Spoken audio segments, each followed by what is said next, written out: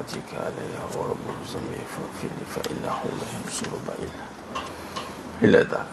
Assalamualaikum warahmatullahi wabarakatuh. Bismillahirrahmanirrahim. Innal hamdalillah nahmaduhu wa nasta'inuhu wa nastaghfiruh. Wa na'udzu billahi min shururi anfusina wa min sayyiati a'malina. Man yahdihillahu fala mudilla lahu wa man yudlil fala hadiya lahu. Asyhadu an la ilaha illallah wahdahu la syarika lahu. Wa asyhadu anna Muhammadan 'abduhu wa rasuluh. Allahumma salli ala sayyidina Muhammad wa ala ali sayyidina Muhammad. Biyassir wa la tu'assir bitammim bil khair. Rabbi shrah li sadri wa yassir li amri wa hlul 'uqdatam min lisani yafqahu qawli. ولا حول ولا قوة إلا بالله العلي العظيم ولا منجا من الله إلا إليه أما بعد أيها المؤمنون اتقوا الله أوصيكم وإياي بتقوى الله فقد فاز المتقون. Sedang jemaah yang dimuliakan Allah Subhanahu wa taala, mudah-mudahan kita semua tergolong dalam golongan hamba-hambanya yang benar-benar bersyukur. Amin ya rabbal alamin. Allah Subhanahu wa taala merakamkan dalam surah Al-A'raf ayat 17. Dalam surah Al-A'raf ayat 17, Allah merakamkan kata-kata iblis, musuh nombor satu kita. Kita kena sentiasa ingat bahawasanya dalam kita beramal, kita berada di dunia ini, kita berhadapan dengan musuh. Dan kata guru saya, Farid, kau tak nampak musuh, tapi musuh nampak kau. Kau tak kenal musuh, tapi musuh kenal kau. Jadi kita kena perlu diingatkan bahawasanya kita 24 jam sedang diperhatikan oleh musuh. Yang mana apa tugas musuh ni, apa musuh nak buat. Kita kena tahulah kerja musuhnya apa. Dalam perbahasan syarah hakikat kehidupan ni, memang ini antara topik yang kita tekankan. Samping keutamaan yang kita lakukan adalah untuk beramal saleh, untuk mendapatkan ridha Allah Subhanahu wa taala. Barang perlu diingat, musuh Allah Taala ini juga ada bersama dengan kita, dan dia boleh berada di mana-mana yang dia nak berada. Dia ni adalah expert dalam amalan, kerana dia bermula beramal. Dia iblis ni bukan bermula maksiat. Kalau tengok biografi iblis, biografi kan, kita bila kita jadi baik, ada setengah-setengah manusia yang tak bertanggungjawab. Bagi contoh, mungkin dia tak puas hati, maka dia cerita buruk kita yang dulu. Contohlah kan. Jadi sebenarnya orang cerita buruk kita dulu tak ada masalah, malah pahala bagi kita pula. Mana dia buka aib satu, ngumpat satu, banyaklah.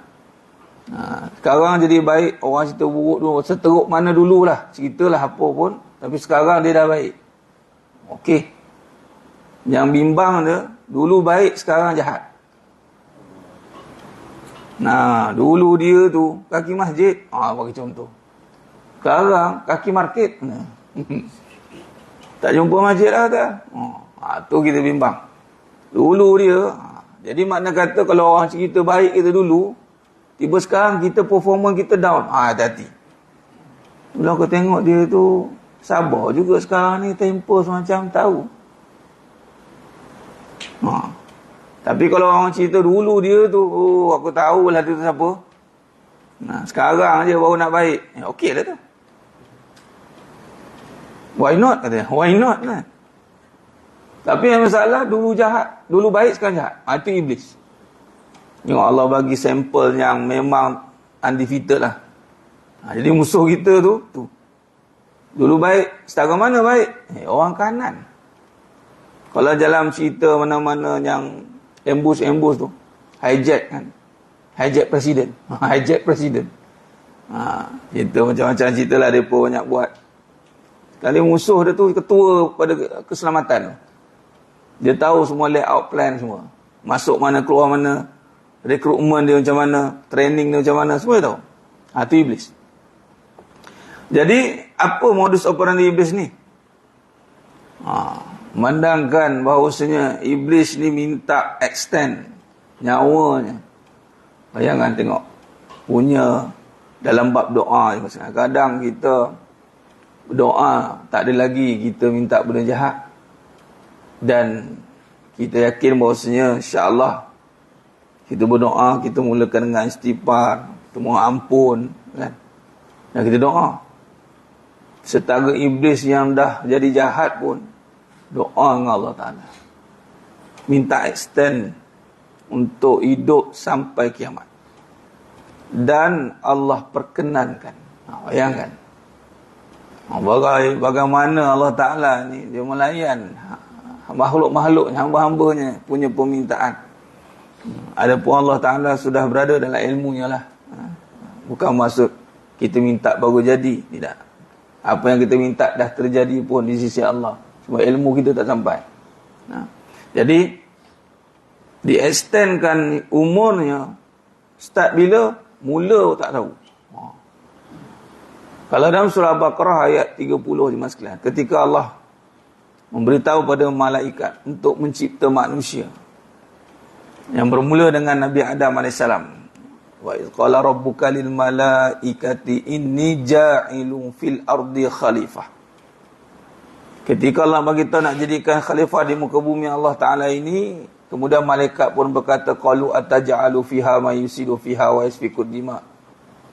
Bukankah nanti mereka akan buat kerosakan, pertumpahan darah, perbunuhan? Tak cukupkah kami ni?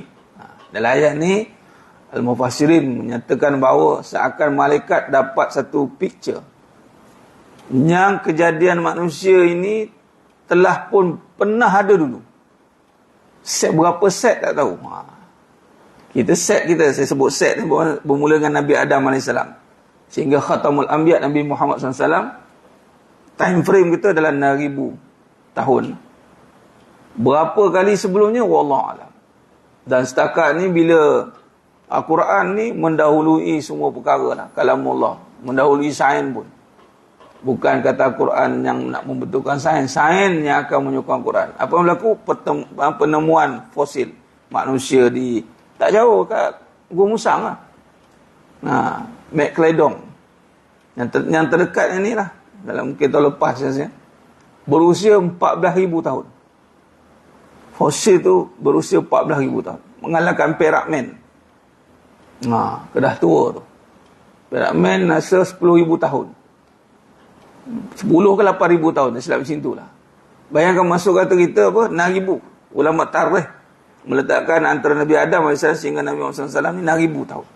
So bayangkan 14,000, bermaksud satu gandaan lagi. Tak tahu apa set. Jadi maksud kata mula iblis tu lama lagi lah. Nak bagi tahunya, kalau bicara seniority, iblis lagi senior.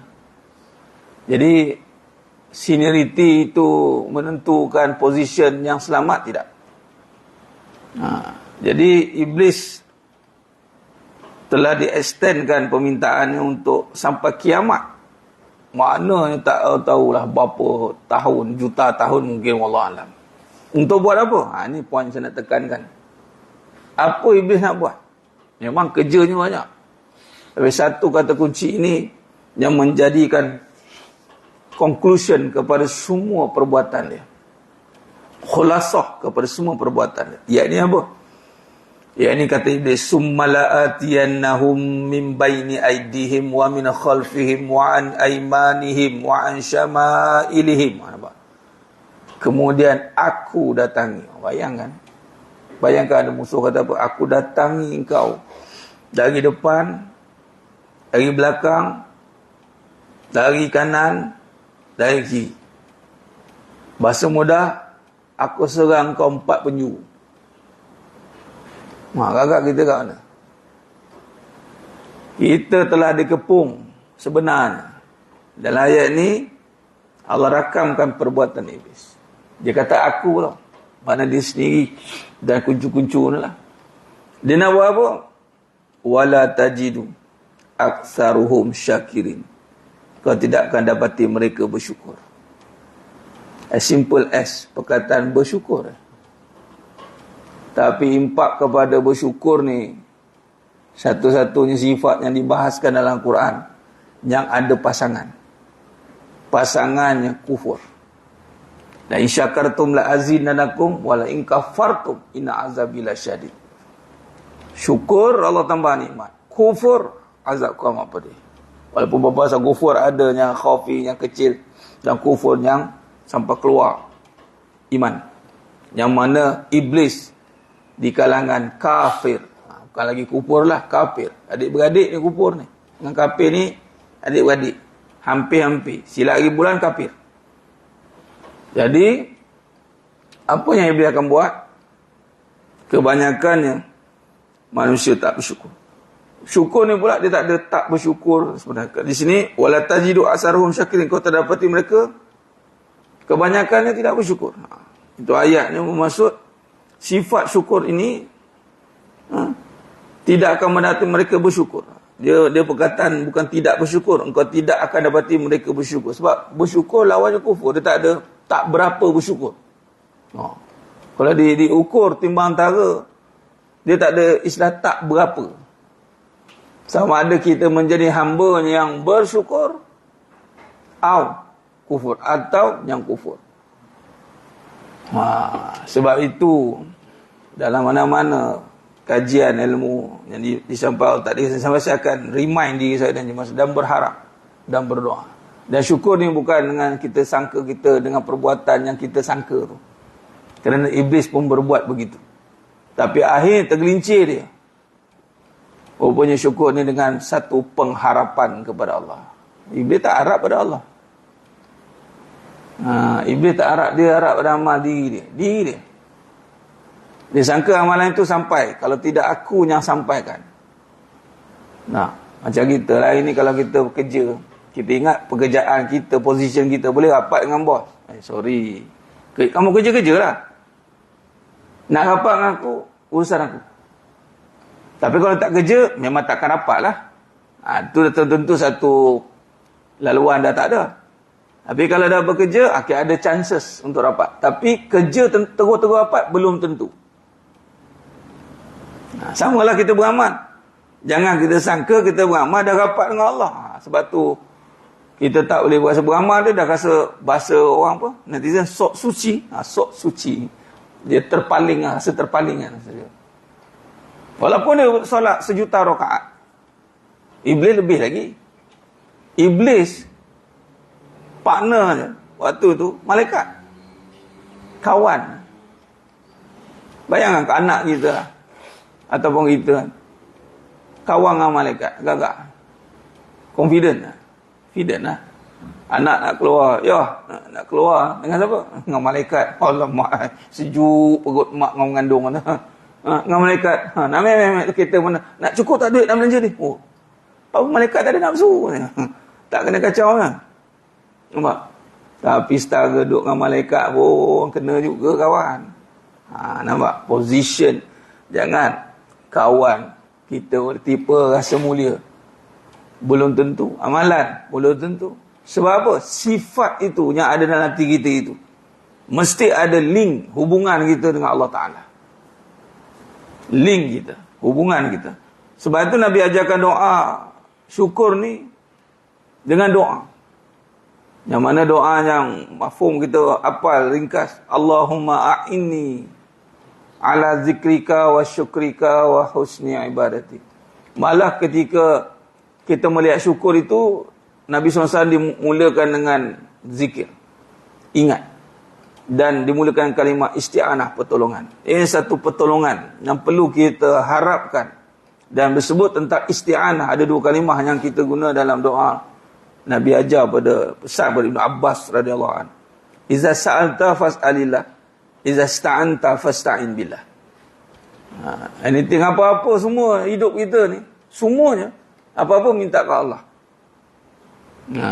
Minta ke Allah. Atau minta pertolongan dengan Allah dua. Jadi, bab syukur ni mas sekalian jatuh kepada isti'anah. Pertolongan. Soalan yang kita nak tentang diri kita, adakah kita anggap untuk ingat Allah dan bersyukur itu satu perkara yang kita rasa benda itu penting untuk minta tolong? Ini pun satu soalan. Kadang-kadang kita anggap ingat Allah ni bukan satu benda yang perlu kita minta tolong Allah. Kita ingat kita boleh ingat. Dan kehancuran yang paling besar dalam hidup ni adalah lupa Allah. Kalau kesusahan yang membawa dia ingat susah, teruk gila, tapi dia ingat Allah, itu bukan kehancuran. Kesenangan, tak ada apa masalah. Tengok api gol lagi, lupa Allah, itulah kehancuran. Dia lain.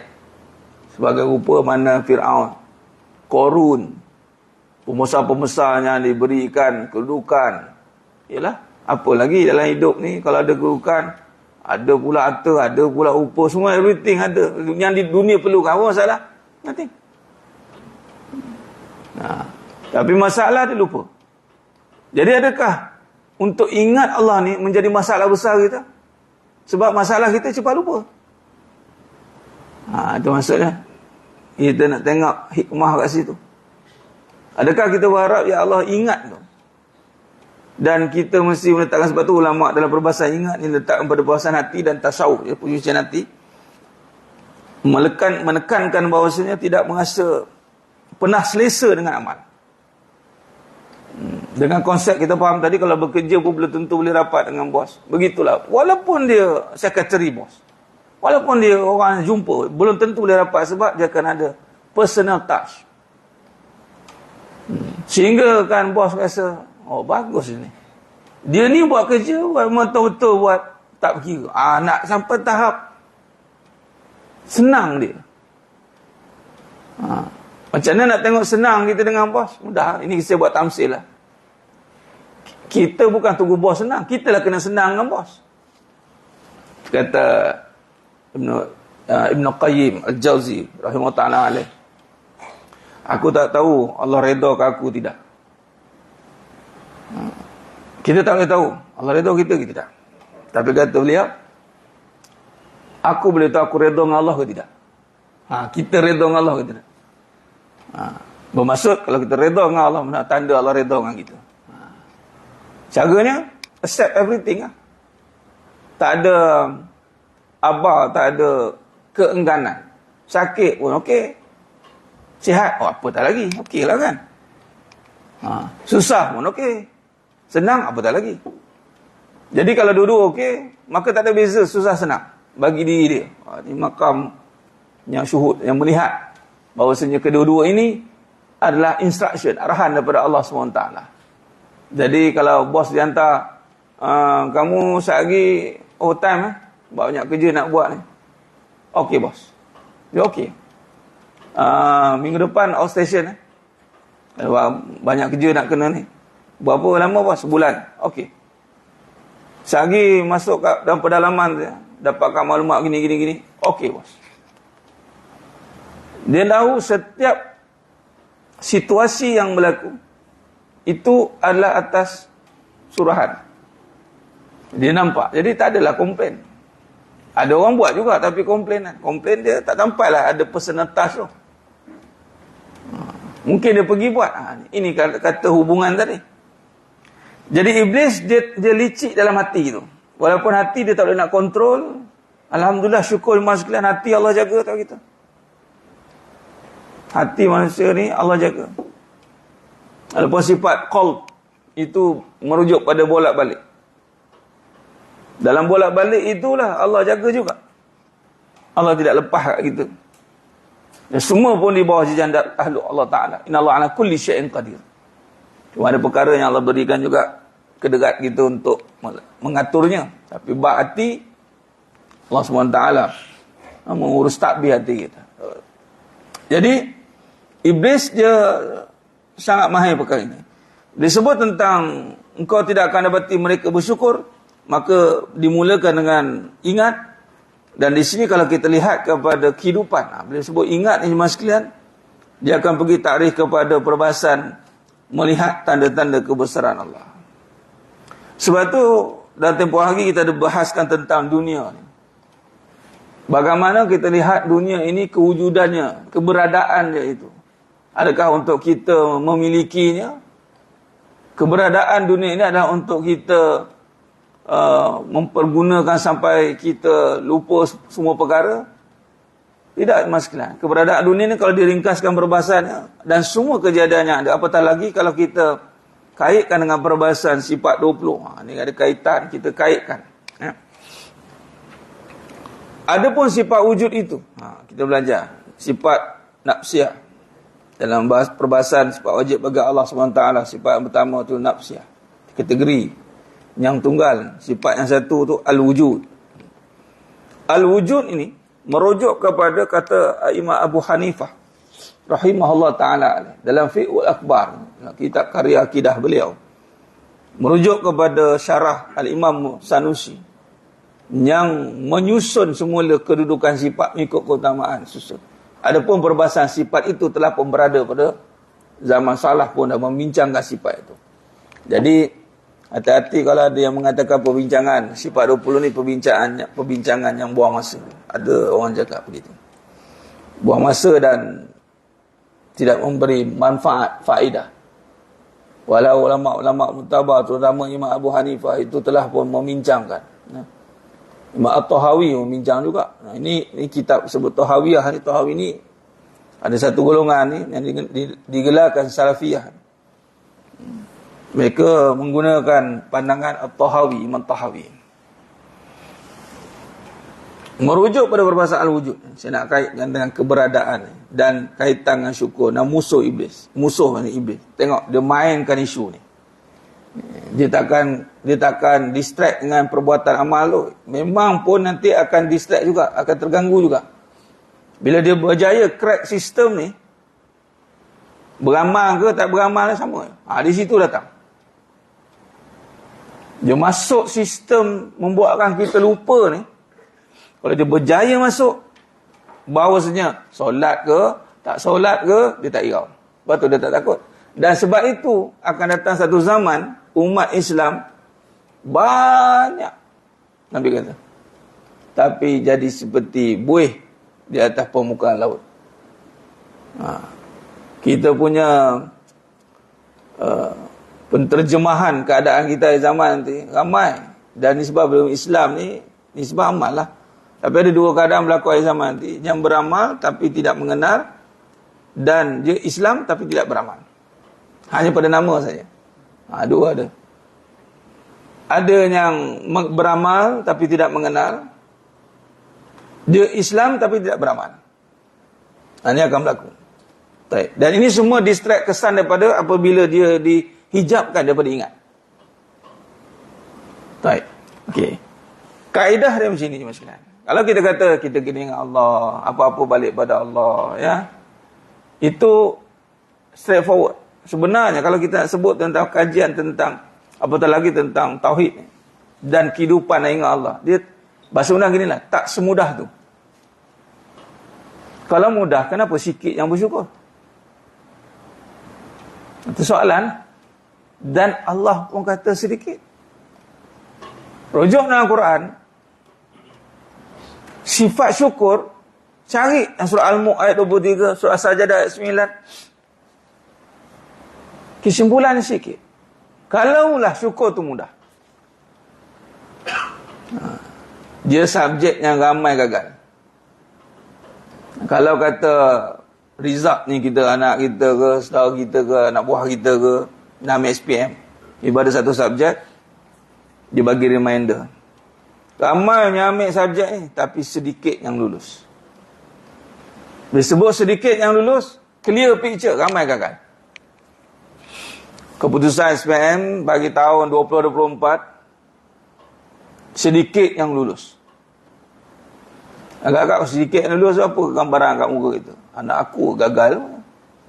Dia bukan kata anak aku lulus tu. Kalau sedikit lulus, kecenderungan kita akan pergi pada aku ke gagal tu. Jadi subjek ni sangat susah kerana menyebabkan komposisi kedudukan sedikit. Sama dengan syukur. Sebab apa susah? Okey. Sebab, kita kait dengan sifat 20 tadi. Al-Imam Abu Hanifah mengatakan, dia meletakkan isyarat al-wujud kepada amantu billah.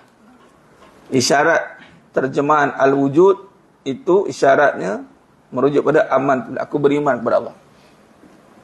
Bagaimana cara tu? Aku beriman kepada Allah. Dijawab oleh Imam Ahmad bin Hanbal, mengatakan bahawa al-mawjud, letakkan Al-wujud tambah al-mawjud. Yang ni yang ada. Aku beriman bahawasanya yang ada hanya Allah. Saya nak faham. Habis hanya ini dia pengadaan duk cuba orang kata buat pelawak ni. Sebab dia tak nak belajar. Bukan tak nak belajar, nak bercakap pun ilmu juga. Habis dia kata, habis kalau kata bahan ada, habis ada kita ni. Kejap ada, kejap tak ada, kejap ada, kejap tak ada. Ada orang mainkan macam itu. Walhal nak bagi tahu ni, bila sebut aku beriman, amantu billah, aku beriman kepada Allah bahawasanya yang ada hanya Allah, maka isyarat kepada makhluk yang kita nampak depan mata ni, consider sebenarnya itu tidak memegang sifat ada. Memanglah ada lawan tiada. Sifat Allah itu ada, lawan kepada Khalik, sifatnya makhluk itu tiada. Ataupun yang digelarkan sebagai mati. Mati itu bermaksud tak ada. Kaifa takfuruna billahi wa kuntum amwat. Mati.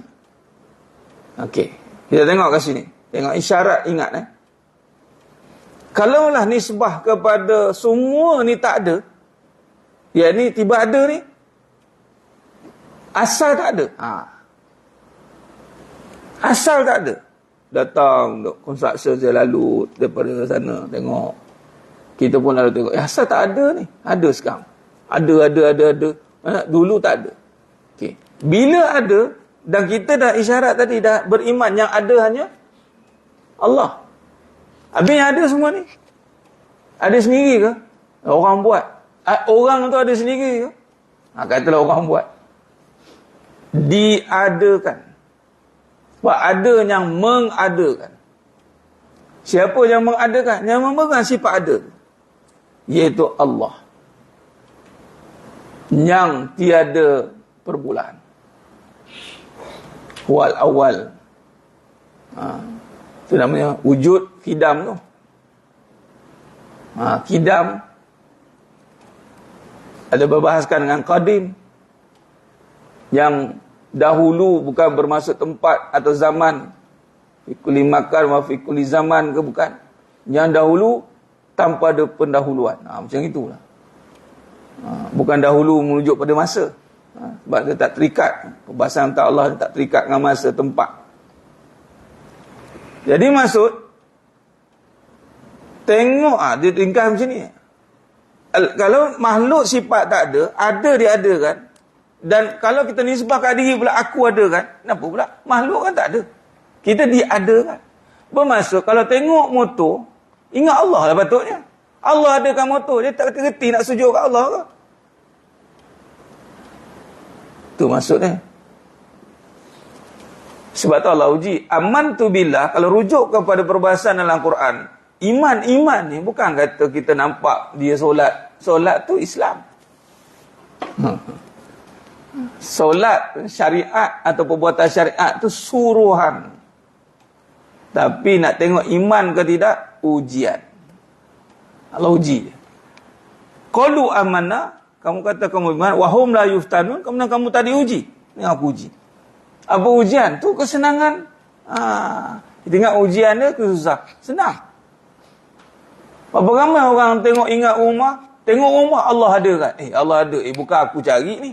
Bukan duit aku ni. Berapa ramai bermasuk sedikit sangat duk ingat dunia ni aku ada kan? Tengok isteri dengan Allah. Tengok isteri dengan Allah, ujian senang ni. Ni cerita ni. Kita cerita pengantin baru.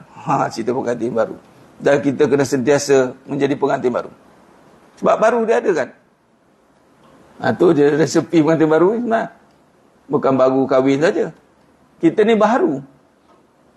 Jadilah sentiasa baru. Tapi nak masuknya, minggu lepas pergi ceramah kat satu tempat. Ni biru pemuda lah. Tiba-tiba datang itu. Jemaah lain pun je kena. Ustaz ni pengantin baru ni. 2 minggu ni tak nampak kat masjid ni. 2 minggu tak nampak kat masjid. Kau dah tiba lah kawan kan. Yalah, tuan-tuan pengantin baru. Tak nampak jalan keluar ni. Kena belilah kawal ke tu. Sayur kena. Siapa suruh kan, tak datang. Biasa, tapi orang kat slow, okey, normal kan. Soalan. Tementang Allah bagi, Allah adakan isteri, lupa dah rumah Allah. Biasa nampak isteri dia bawa pergi mana? Nak pergi ke bulan, honeymoon. Dia moon je lah, tak ya. Tu sampai ke bulan je, tak ke tahun. Habis dah. Kadang hari pertama saja minta maaf cakap kenduri ni, saya remind lah, di sini lah. Itu memang dah gagal lah. Sedangkan semua benda buat event sebesar-besar alam ke pun, kau mula tak ada, isteri kau tak, aku ada kan. Bila aku ada kan, kenapa pula dia bagi arahan untuk kepada kau pula untuk boleh datang masjid, datang kuliah? Kenapa? Contoh, banyak lagi amalan. Ya, banyak lagi amalan. Tapi kalau ingat Allah, you akan remain lah existing amalan yang you pernah buat. Nampak? Distract dia datang. Kalau nampak kereta, rumah tu, ada dengan Allah ada kan? Bukan kerana kerja kita. Berapa ramai orang bekerja ini?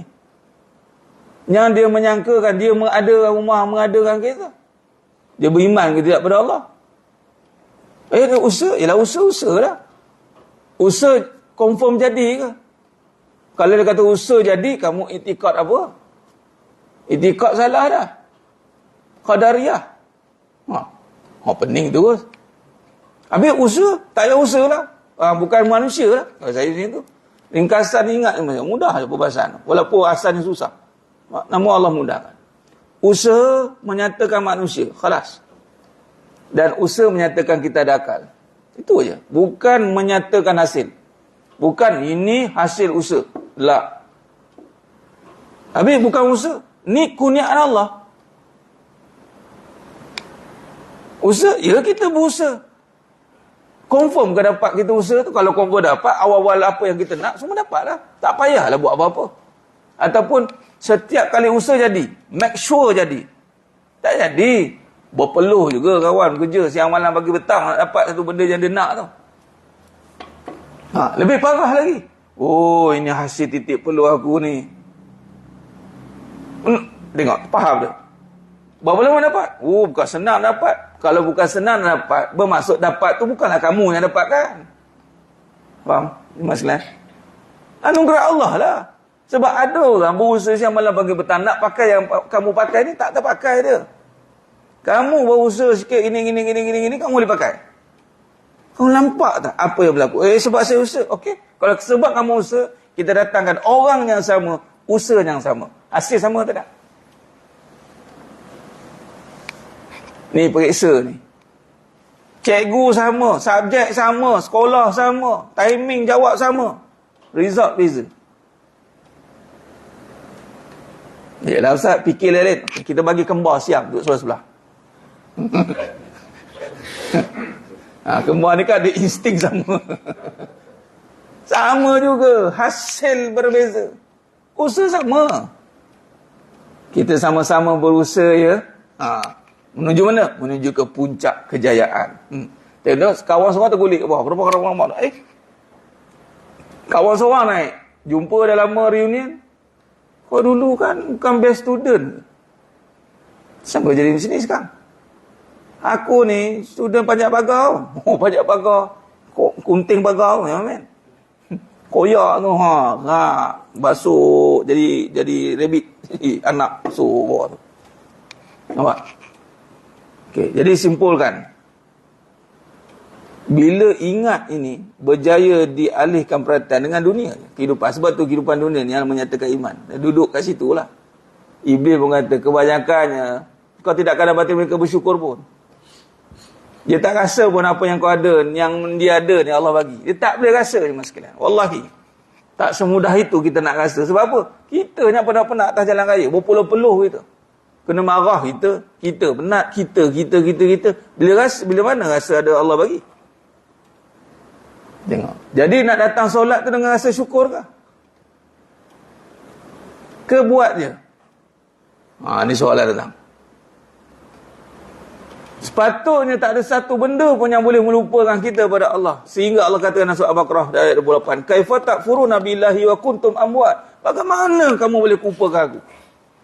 Sedangkan kamu tak ada sebelum ni. Itu ayat dia. Dia ada Allah uji. Sebab tu ketika dapat kenikmatan, tengok Nabi Sulaiman AS. Kesimpulan itu, Pak. Nabi Sulaiman AS antara Nabi yang, semua Nabi Allah beri kelebihan mukjizat kan. Dan kalau kelebihan harta, kedudukan Allah beri pada Nabi Sulaiman AS. Adapun Nabi Muhammad SAW Allah berikan juga sebenarnya. Nabi Sulaiman AS ni minta pada Allah, dan Allah bagi. Rabbi fili doa wa habli mulkan la yang bagi li ahadi min ba'di innaka antal wahhab. Ada orang ambil doa ni buat konten, nak tak doanya akan Allah kurniakan kita macam-macam yang kita nak. Sambil cakap, orang perempuan yang bercakap, eloklah bertudung lah, tapi belakang Mustang, kereta Mustang. Menunjukkan bahawa, ya, tengok doa ni Allah bagi. Tapi dia tak tahu cara Nabi Sulaiman pandang macam mana. Dalam surah An-Naml ayat 40, ketika Allah dah bagi semua ni, nikmat apa saja, tentera cakap, siapa, semua bekerjakan Nabi Sulaiman. Bayangkan, kalau kita ada satu company kita, seluruh manusia, syaitan pun sama, binatang pun sama. Besar mana company? Kalau kita dengar company, berapa orang staff dia? 20,000. Uish, 20,000 orang. Uish, hebat. Ni staff, semua staff aku. Bayangkan, hebat lah. Hebat sungguh lah. Iprit pun kena syaitan, semua jadi staff. Ketika dipuji oleh Ratu Balqis tentang kehebatan kerajaan Nabi Sulaiman AS, tengok jawapan. Haza min fadli rabbi. Tengok, surah An-Naml ayat 40. Ini kurniaan daripada Tuhanku. Ada sambung lagi, ada lina beluani, untuk menguji aku, bersyukur atau kufur. Adakah kita boleh rasa apa kita pakai ni satu ujian, ataupun bila tak ada itu baru kita angkat ujian? Sedangkan kesenangan itu bermula ujian itu adalah kesenangan ujian. Tengok dia, ni Allah nak uji aku, ingat Allah ke tidak ni pakai motor ni. Kalau ingat, make sure, buktikan kau ingat. Tu maksud dia. Itu jemaah sekalian. Itulah perbahasan. Bila kata iblis ni dia masuk sistem buat kita kufur, buat kita tidak bersyukur, bermaksud bahasa mudah tak ingat Allah. Mulut dia cakap. Tapi nak ingat tu susah. Jadi kita faham kat situ dulu. Kita harap supaya Allah bantu ingat, dan kita akan bincangkan lagi bagaimana terjemahan-terjemahan untuk yang dinyatakan ingat, terutama dalam kehidupan dunia ni. Dan malah kita faham dah, kita buat perbuatan ni menyatakan kita ingat. Tapi dalam cara nak tengok dunia inilah yang perlu kita perhalusi agar kita selari amalan yang kita lakukan hari ini, insya-Allah. Wallahu alam. Terus saja. Ya, ada soalan. Ada soalan? Okey, boleh. Ini macam sanggup. Tak apa. Salam. Soalan ni lebih pada sifat konsep lah. Konsep apa? Misalkan kita dengar macam untuk perdebatan dan pertemuan aliran di pemahaman Islam dengan kuat wujud. Kuat wujud satu benda yang dalam lagi kita, tapi sekarang dibagi perdebatan dalam sesi apa Islam mula. Dengan konteks yang baru ni di konteks industri lah. Itu yang ada buat ni sesi perdebatan ataupun pembentangan yang kuat wujud yang bercerita tentang kisah itu dengan juga dan juga pemahaman kita kata yelah, kita jadi semua tu Allah kan, pokok Allah tengok yang Allah. Kemudian kadang-kadang orang kata kenapa seperti itu kan, kalau orang yang awam ni tak faham. Kita kata, kalau orang yang belajar dalam ni dia akan cakap kita sawah hakikat hakikat Allah gitu kan. Tengok ini Allah. Itu kalau cakap secara orang itu, secara terbuka dia dalam macam sesat lah kan. Jadi mungkin Ustaz boleh bukan sedikit tentang buat wujud tu apa sebenarnya. Dia alhamdulillah mengasih. Bila bertanya, kalau salah tanya, pertama salah soalan, dapat salah jawapan. Ini konsep juga yang saya jawab ni. Tapi kalau bertanya pada tempatnya, maka dapat jawapan tepat. Saya alhamdulillah, guru saya Dr. Faizal Khair pembentang kepada perbahasan Wahdatul Wujud ni. Dia bentang lama dah. Ada paper detail. Kalau nak detail, saya akan bintangkan detail. Cuma saya boleh simpulkan, dan saya dah kata kalam ni kepada guru saya. Isunya sebenarnya macam ni. Dia sebut tentang ni faham. Pertama saya nak sentuh. Bila kita sebut satu perkara yang tentang Allah, kemudian orang anggap semua ni kan semua dari Allah. Semua Allah belaka. Orang kata sesat. Sebenarnya sesat tu kerana kita tak explain, kita tak elaborate, mengikut perkataan yang tepat hingga orang susah nak faham. Lalu bila susah nak faham, dia buat pahaman dia. Okey. Dia panggil bersatu. Isunya bersatu dengan Allah. Isu wahdatul wujud ni bersatu. Cuma saya nak bawa satu perkataan yang saya dah bincangkan dengan beliau, dan beliau kata, dia pun mendapat satu input baru. Cuma dia kata, bagus, dia kata, cuma ini kembangkan lagi. Cuma saya nak bagi kesimpulan tadi. Bezakan satu dan sama. Perkataan satu dan sama. Sekarang kita berada dalam satu surau, tapi sebenarnya kita tak sama. Kita bersatu tapi tidak bersama. Boleh faham? Satu di bawah satu bumbung, tapi tak sama pun kita ni. Jadi fahaman sepatu pada wahdatul wujud tu, nak bersatu tu sebenarnya segala semua satu, betul daripada Allah yang satu. Tapi janganlah samakan kita dengan Allah. Apa yang ada pada kita ni semua ada terjemahan daripada sifat Allah. Sifat Allah tu dinyatakan pada kita. Contoh, kaya, ada, kuat, cerdik. Sebenarnya kita isyaratkan sifat tu. Cuma salah kita, apa yang ada kat kita sifat ni, kita pun samakan dengan Allah. Itu salah lah. Apa yang Allah miliki, sudah pasti ada kat makhluk. Betul tak? Sifat dia belaka. Contoh wujud. Kita ambil wujud je. Wahdatul wujud. Kita bicara wujud kan? Wujud. Sekarang ada tak kat makhluk sekarang ni? Ada lah. Dah ni ada ni. Tapi kita ni, sifat kita makhluk ni, ada tak kat Allah? Apa dia mati? Sifat kita apa? Mati kan? Ada tak pada Allah? Tak ada lah. Duduk situ jelas. Jadi bila kita melihat makhluk, terlihat akan kewujudan Allah, sepatutnya begitulah. Bila kata ni segala ni Allah ni, bila orang tanya, kenapa kau kata semua ni Allah? Ini makam tertentu je ni. Pening lah kawan. Tapi macam mana nak explain? Sebab apa semuanya dari Allah? Maka begini, perbahasannya adalah kita lihat pada sifat. Macam itu. Contoh kita lihat benda ada, ataupun kita cerita pasal cantik lah. Cantik. Cantik ni mana ada pada dunia? Cantik atau sifat yang perlukan kepada macam-macam elemen yang perlu disatukan. Dia bukan existing, cantik. Nampak tak? Keberadaan sifat cantik itu tidak tiba-tiba ada. Dia perlukan kepada kombinasi catnya, kombinasi bentuknya, menyebabkan dia adalah abstrak. Dia bukan objek. Apa yang saya cakap? Bila sebut, cantiknya, maksudnya cantik tu isyarat pada siapa sebenarnya? Allah lah. Sepatutnya sebab tu kita sebut Masya Allah. Cuma kita duk faham, kita samakan bentuk benda, atau kalau menjisim tadi tu, datanglah sifat perbahasan, dan memang ada pun yang faham macam itu. Itu yang jadinya bersatu tu dia kata sama. Itu saya balik pada saya simpulkan pada dia ada wahdatul wujud, wahdatul syuhud, ada perbahasan dia. Lain wahdatul syuhud, lain wahdatul wujud, lain perbahasannya. Ada paper panjang, saya ada. Dan paper tu PNC saya dapat. Sebab dia dibentangkan dalam perbentangan dalam satu aliran tu. Dia ada dalam kitab Syarhus Salikin, perbahasan tu.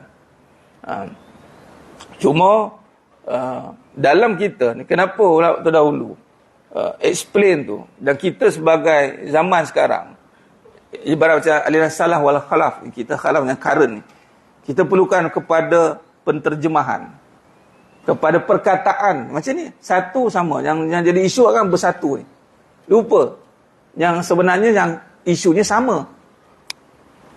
Bila kita sama dengan ayat mutasyabihat, kan? Bila kita bawa kepada sama tu, sama tak Allah? Habis. Bila, tapi biasa kita akan pergi cenderung ke sama. Sebab tu kita akan syarahkan dia, takwil panggil. Kita ambil pendekatan khalaf. Iaitu kita takwilkan bahawa agar tidak kita termasuk dalam pemikiran menyamakan dengan Allah Ta'ala. Itu pembahasan. Jadi kesimpulan, satu tu memang semua datang bersatu. Surah Nisa ayat 1. Bermakna bermula pada Allah yang maha ada, tiba adanya alam ini. Bermula Allah. Jadi isunya sekarang, adalah bagaimana nak explain bahawa semua ni dari Allah. Sehingga orang boleh terima semua ni yang wujud ni hanya dengan Allah, tidak boleh tidak dengan Allah. Saya jawab dia. Pertama, jangan samakan. Tapi dalil ada dekat surah Al-Alaq ayat 1. Apa kita baca? Iqra bismillah. Bacalah. Allah dah bagi dah crack sistem dia. Baca semua kejadian dengan nama Allah. Orang kata semua dari Allah. Kenapa? Bermula semua dengan nama Allah. Okey, sekarang kalau kamu cerita pasal kaya, kaya bermula dengan harta ke bermula dengan nama Allah? Kalau Allah suruh sebut dengan nama Allah. Tu kata semua belaka dari Allah tu. Al-Ghani. Kalau cantik, kamu nak cantik tu bermula dengan produk ke dengan nama Allah? Cantik tu apa? Al-Jamil. Kita faham. Kuat. Bermula dengan apa? Dengan ubat kuat. Dengan nama Allah. Jadi bagi tahu cerita bimbang. Yang mana tidak boleh tidak, mesti tidak dengan nama Allah. Katalah tak nak pakai nama Allah. Yang mana? Mana hajat kamu yang tak perlukan nama Allah? Bagi tahu.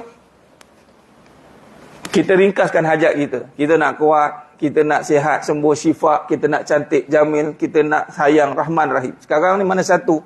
Buang empat sifat ni. Macam mana kamu dapat sayang tanpa nama Ar-Rahman Rahim? Kamu nak kaya, kamu nak harta, buang kaya. Kamu nak harta tu tanpa ada perkataan kaya? Kenapa orang hanya berebut nak harta? Sebab nak kaya. Dia kata syariat tu jalan serentak, berserta. Tapi yang menyebabkan ada tu adalah kerana ada nama Allah lah. Nampak? Jadi sebenarnya dia tidak terhenti dekat Allah tu. Bila tentang ke Allah akan jam lah. Allah. Ini Allah ni. Sudah. Ini Allah ni. Apa benda tu? Jangan isyaratkan macam itu. Jangan kat situ yang berlaku salah tu. Sebab dia jadi pada sama kan. Patutnya kita bawa sebab Allah. Bismi. Ada lagi. Bismi tu. Bismillahirrahmanirrahim. Memang semua tu lafzul jalalah. Itu bermula dengan nama Allah. Tapi penterjemahan yang Allah ada nama-nama yang lain. Dan diikat dengan Allah wujud, yang ada, yang wujud hanya kaya Allah. Sebut manusia kaya. Sebab tu saya jangan bagi orang kaya. Bila dah belajar dia tak bagi orang kaya. Dan takkan tersasul. InsyaAllah setakat ni. Sebab apa? Yang kaya hanya Allah. Orang berada saja, orang berharta saja. Adapun isyarat pada harta kaya, tak apalah, adat kita raikanlah, tak ada masalah. Tapi hakikat disebut tentang orang kaya, kita tu automatik isyarat dia nampak syuhud. Tu kata syuhud tu.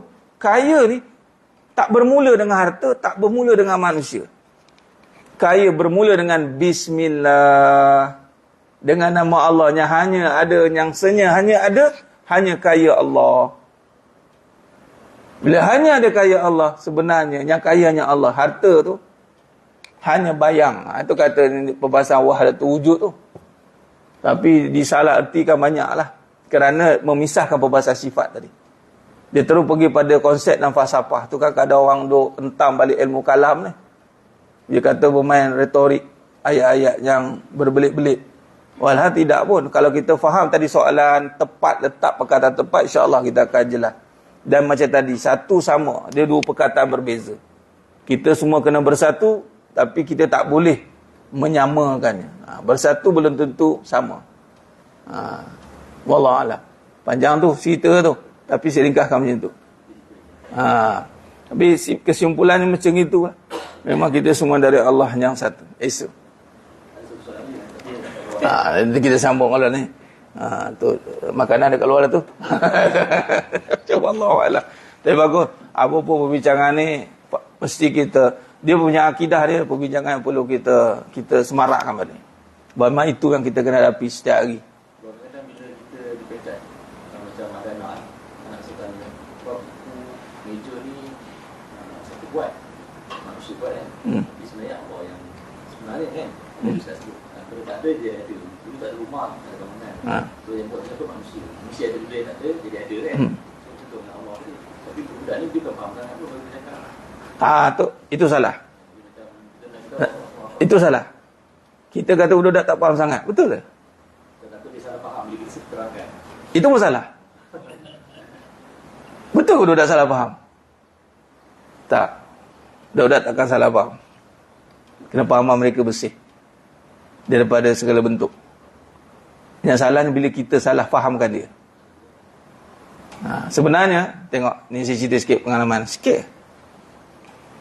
Bila selagi mana kita bagi benda, saya dengan anak saya cakap, bila saya letakkan dengan nama Allah, sebenarnya budak-budak boleh kata mereka ni ulama pemikiran salaf. Salah ni apa? Tafwid. Faham terus. Allah jadikan. Dia tanya Allah tu macam mana ya? Wallahi mas, setakat ni anak saya, budak-budak umur 3 tahun, 4 tahun, tak tanya pun macam tu. 5 tahun. Bila malah saya didik per 3 tahun, saya cakap terima kasih Allah, terima kasih Abi. Sampai sekarang, bila dia dah besar umur 12 tahun, dia dah faham dah. Dan bila dia terjemahkan, belajar lah sifat 20, sifat ni, lagi dia faham. Budak ni, bila kita cakap Allah jadikan, khalas, dia diam terus. Sebab sifat suci, bersih ni, biasanya akan tunduk pada Allah. Dia panggil sifat. Jadi, memang kalau sebut tentang Allah, siapa jadikan? Kita tak masalah sebut Allah jadikan. Macam mana Allah jadikan? Baru kita syarahkan. Kita dalam explain, kalau kita buat projek, kita panggil architect brief. Kita brief paling besar tu. Tinggal lagi kita mesti make sure kita boleh explain technical dia. Biasa kegagalan kita, tak boleh explain. Itu saja. Dan tiba-tiba kita buat explain yang besar, kita boleh explain yang kecil. Kadang-kadang kita explain yang kecil, nak bawa ke besar pun tak boleh. Dua-dua ada isu. Kadang-kadang yang kecil pun tak sampai ke besar. Bila kita cerita, Allah belaka jadikan. Macam mana tu? Kita pun jam nak bawa ke technical. Sebenarnya dua-dua tu kena jadikan dalam satu picture. Dan tak masalah pun. Kalau kita sebut, ni meja ni, siapa buat? Allah buat. Ada masalah? Tak ada masalah. Sebab apa Allah buat? Okay, pada meja ni apa yang kamu nampak? Meja dah sifat kuat. Kuatkan meja ni. Siapa yang buat sifat kuat? Allah lah. Ni dia panggil, kalau kita bawa ni sebenarnya, budak-budak, kan kita sekarang belajar kabat-kabat kemahiran berfikiran tinggi kan? Islam, kibat. Sebenarnya Islam dah ngajar kita analytical thinking lah. Kita tidak diajar untuk lihat benda. Sekadar benda. Contoh macam rostrum kita ni kan. Yang kita nampak, mata capture kayu. Tapi yang kita nak adalah kuat ni. Nampak? Kita kena bawa perbahasan tu. Jadi yang Allah buat kuat itu, sifat Allah Ta'ala. Allah jadikan, dan Allah jadikan manusia perlukan penterjemahan kuat. Kuat dengan ada kayu ke, ada besi ke. Jadi explain. Menyebabkan kita akan jadi orang Islam. Sebab tu orang Islam ni intelligent. Dia akan menguasai banyak bidang. Sebab satu bidang yang paling besar yang dia telah kuasai, dia mampu menterjemahkan the philosophy behind the scene. Itu ayat dia. Dia nampak di sebalik kejadian. Dia panggil macam formula lah. Kita nampak air kan. Tapi saintis nampak formula. H2O. H2O tak nampak. Tapi yang nampak adalah orang berilmu. Sifat Allah tak nampak sekarang ni. Yang nampak meja kan. Yang orang mengenal. Dia akan nampak. Meja ini, dia ada formula asal dia. Formula ini telah dicampur-campur hingga menjadi meja ini. Dia akan ada step dia. Tapi tak salah lah dengan jawab Allah jadikan meja ni. Macam bila sekolah ni aliran yang silibus lah. Kalau soalan itu dia tak fokus pada apa yang kita cerita sekarang. Betul lah. Saya setuju lah tu. Dia surface saja. Yang menyebabkan dia akan jadi perlu kepada explanation kita balik. Wallahualam. Kita dah kuliah duha dah ni. Tapi tak apalah kan. Isu kita isu penting. Itu bukan melarat-larat benda yang tak betul pun. Dan memang benda ni memang isu besar. Dan mesti kita kena familiar. Kita kena biasakan dengan perkataan itu. Agar kita tidak menjadi terasing nanti dalam perbahasan-perbahasan yang sebenar. Wallahualam. Kita sambung lagi perbahasan pada sesi akan datang. Menapa maaf daripada saya kekurangan. Saya kata tukang bicara penyampaian, hanya Allah Ta'ala sajalah yang mampu menyempurnakan perbahasan kita pada pagi yang penuh barakah ni. Aku qali hadza wa astaghfirullahalazim li wa lakum wa bila taufiq wal hidayah. Wassalamualaikum warahmatullahi wabarakatuh. Kita tangguh dengan tasbih kafarah dan suratul Asr. Subhanakallahumma wa bihamdik asyhadu an la ilaha illa anta astaghfiruka wa atubu. Bismillahirrahmanirrahim wal 'asr. Innal insana fi khusr illa alladhina amanu wa amilus solihat wa tawassaw bil haqq wa tawassaw bis sabr. Wallahu a'lam bissawab. Takbir. Allahu akbar.